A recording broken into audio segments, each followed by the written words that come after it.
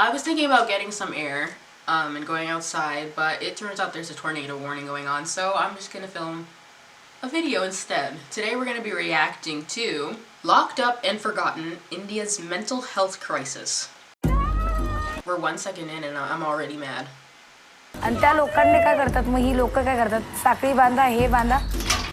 I don't know what I was expecting. Well, I know what I was expecting, but I'm still upset.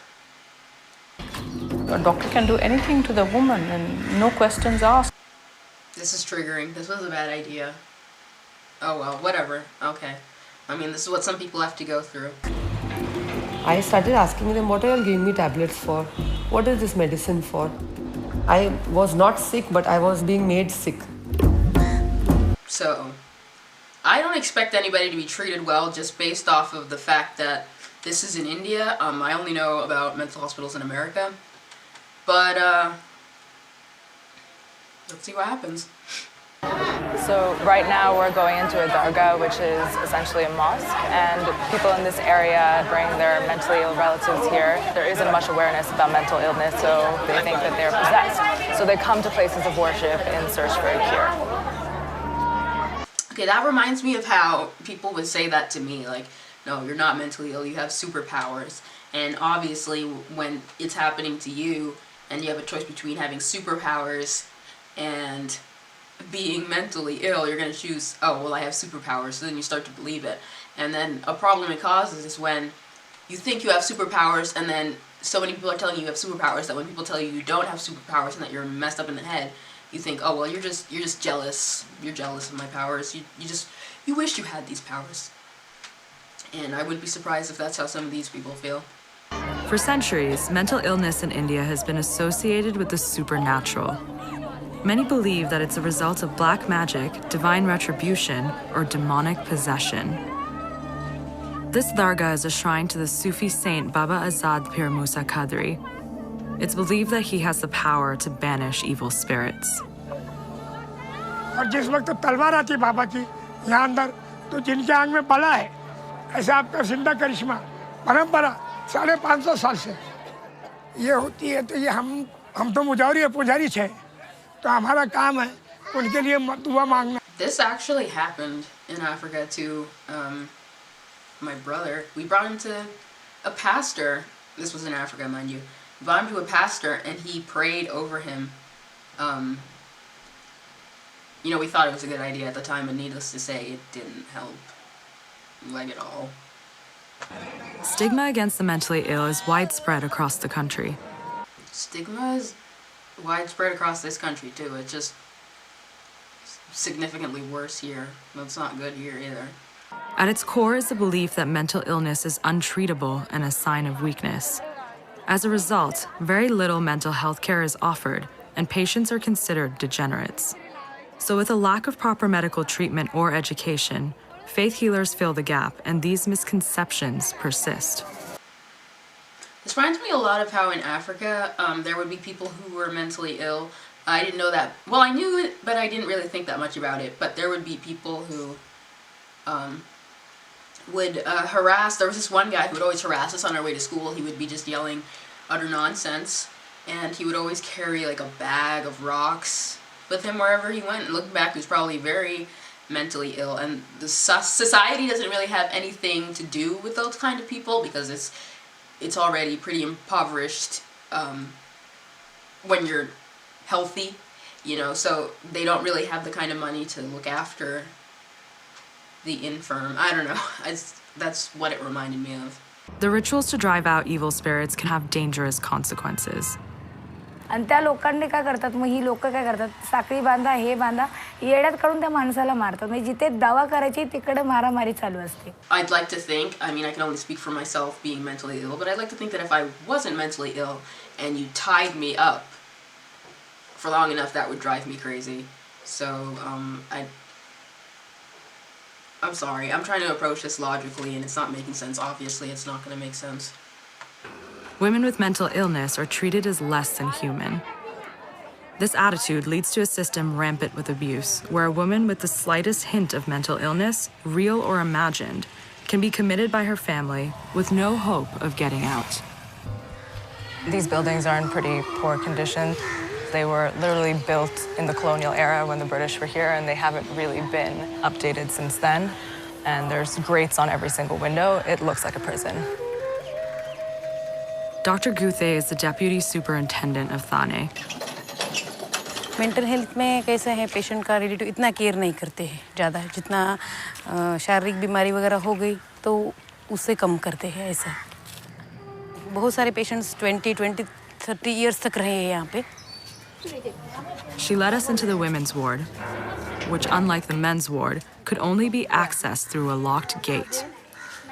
It's very old लेकिन अभी हमको थोड़ा renew करना है लेकिन budget का प्रॉब्लम है Yeah.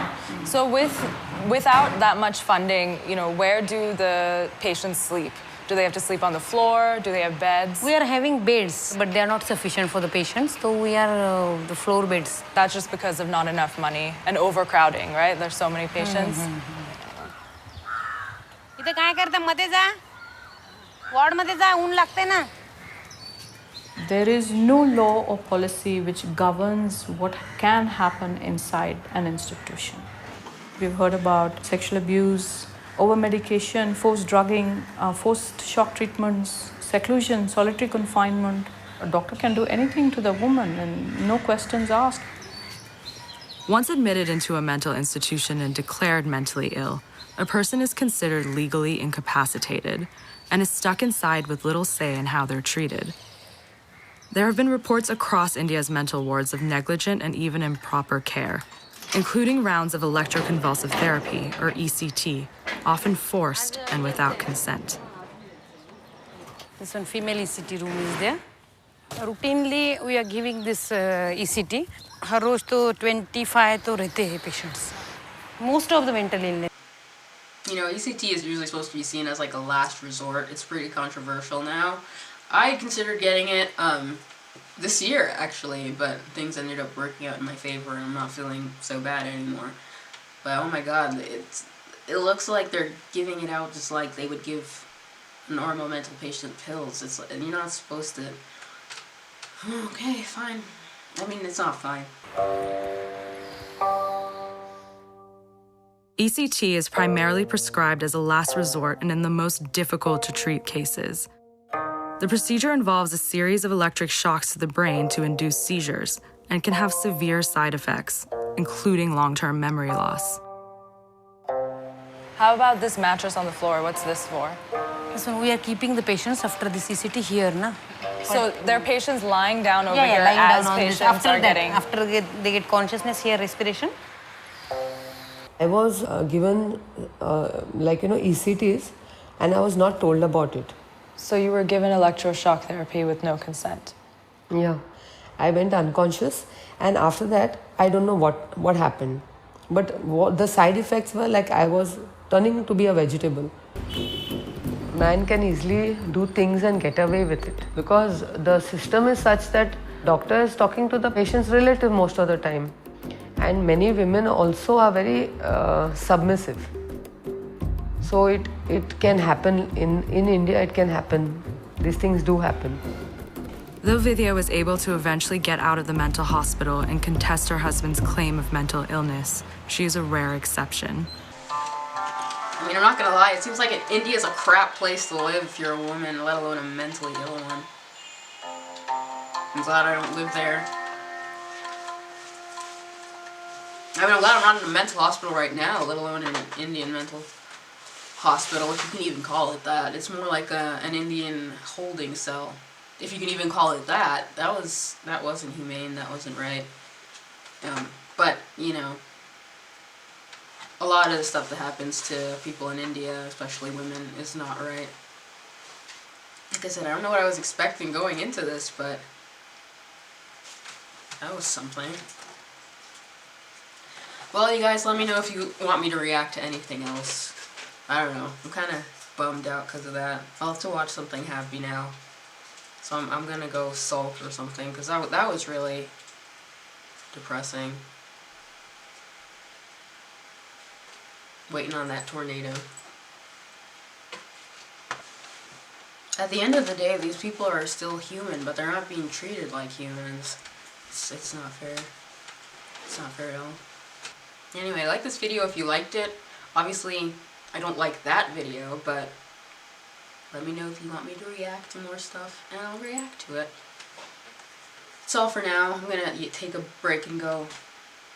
I need to watch something like Puppies or something really just happy, because I'm really down. I'm too sensitive for this. Send me something to react to that's not like depressing. Why did I chose this? Why did I do that? Oh my god. Anyway, bye for now.